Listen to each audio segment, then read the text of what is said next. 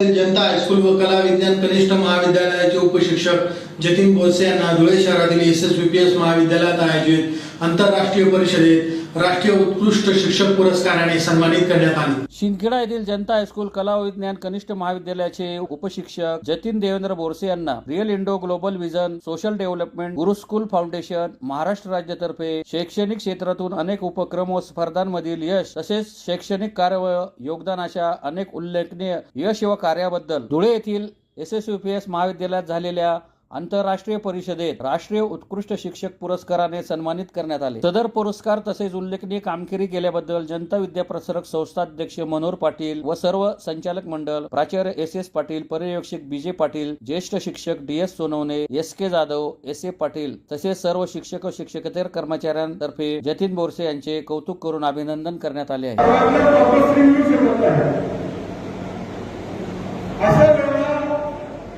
आमच्या संस्थेने ठरवले की आपण अशा काही मान्यवर लोकांना शोधून आपण शोधावं, त्यांचा सन्मान करावा आणि समाजाप्रती आपलं ऋण व्यक्त करावं। महाराष्ट्र राज्यशास्त्र परिषदेचे आमचे पितामह आचार्य डॉक्टर B. देवरे आणि महाराष्ट्राच्या राज्यशास्त्राच्या प्राध्यापकांच्या समोरून आम्ही काम करत होतो आणि आपण सर्व उपस्थित मंडळी होतो। आज याचा एक भाग असा आहे की समाजामध्ये वेगवेगळ्या क्षेत्रात ही मंडळी स्वतःच्या इच्छेने प्रेरणेने काही ना काही साहित्य, कला किंवा देशसेवा किंवा वगैरे किंवा वेगवेगळ्या क्षेत्रामध्ये किंवा शिक्षक म्हणून नाट्यचित्रसृष्टीमध्ये जाऊन की देशभरामध्ये संविधान जागरण अभियान साजरा केला जात आहे। त्याचा हा शेवटचा टप्पा होता। हा कार्यक्रम डिसेंबर महिन्यामध्ये होणार होता, परंतु विद्यापीठाच्या महाविद्यालयाच्या अडचणीमुळे तो मे महिन्यामध्ये होतोय।